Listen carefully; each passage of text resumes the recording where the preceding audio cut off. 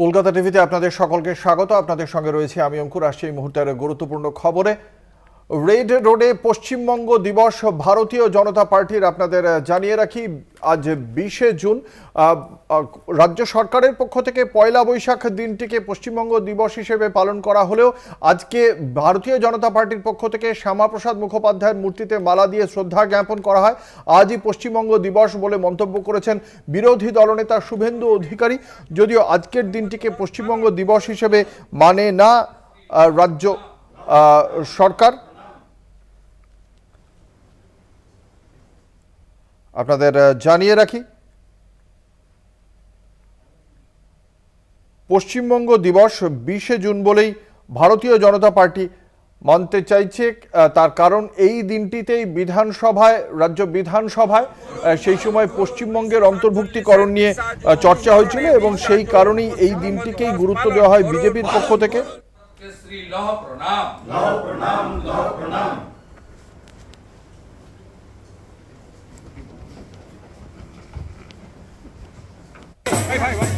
আমাদের সঙ্গে রয়েছেন আমাদের প্রতিনিধি দেবাশিস সেনগুপ্ত। ভারতীয় জনতা পার্টির আজকে ঠিক কি কি কর্মসূচি ছিল এবং কি বক্তব্য বিরোধী দলনেতার আজকের দিনটিকে পশ্চিমবঙ্গ দিবস পালনের কারণ নিয়েই বা কি বলেছেন তিনি?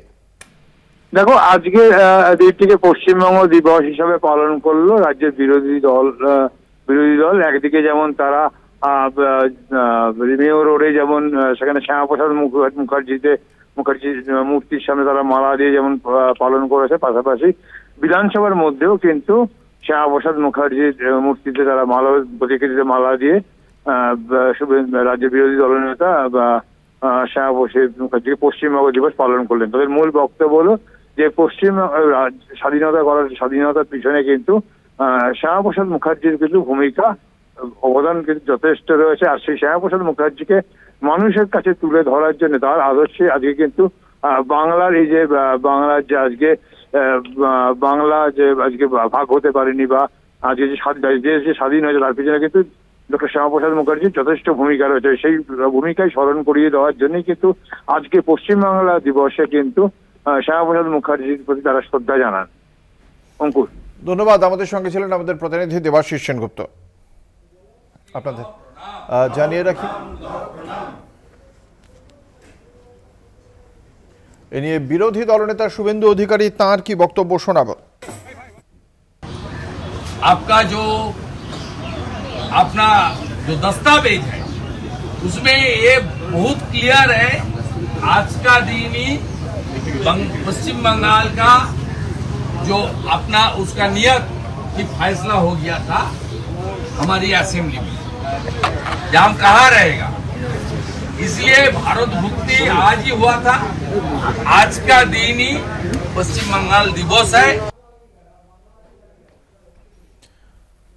আপনারা শুনলেন শুভেন্দু অধিকারীর বক্তব্য। আজকের দিনটিকেই পশ্চিমবঙ্গ দিবস হিসেবে পালন করার দাবি তার পক্ষ থেকে এবং সেখানেই তিনি বলছেন 1947-এর 20 জুন স্মরণে 20 জুন পশ্চিমবঙ্গ দিবস পালন করুন।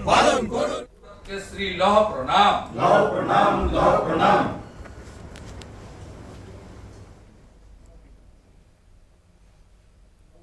1947 সালের 20শে জুন তারিখে, যে তারিখে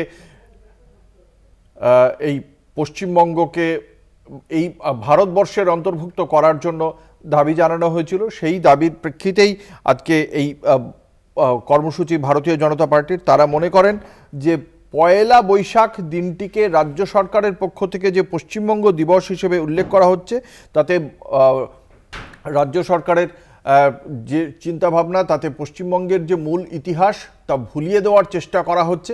যদিও রাজ্য সরকারের পক্ষ থেকে বলা হয়েছিল 20শে জুন সেই দিনটির পরেই রাজ্য জুড়ে বিভিন্ন জায়গায় হিংসার ঘটনা ঘটেছিল এবং সেই হিংসার ঘটনা মনে না রেখে বরং বাঙালির কাছে যে দিনটি সবসময় প্রিয় সেই দিনটিকেই অর্থাৎ পয়লা বৈশাখ, সেই পয়লা বৈশাখ দিনটিকেই রাজ্য দিবস হিসেবে পালন করা প্রয়োজন।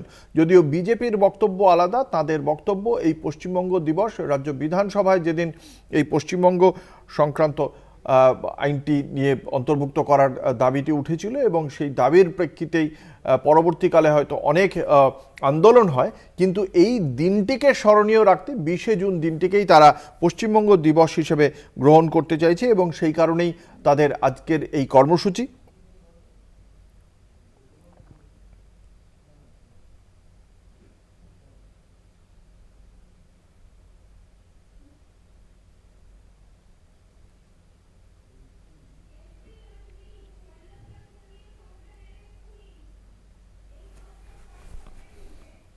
আপনাদের জানিয়ে রাখি, পশ্চিমবঙ্গ দিবসকে কেন্দ্র করে ফের আরেকবার ভারতীয় জনতা পার্টি তাদের কর্মসূচি নিল।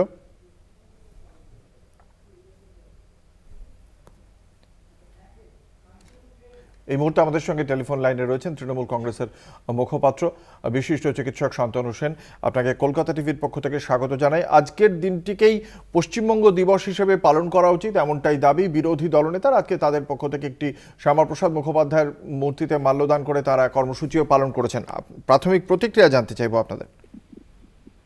আমাদের সরকার, আমাদের মুখ্যমন্ত্রী মমতা বন্দ্যোপাধ্যায় পরিষ্কার বলেছেন যে এর কোনো অস্তিত্ব নেই এবং আমরা পয়লা বৈশাখ দিনটিকে পালন করি।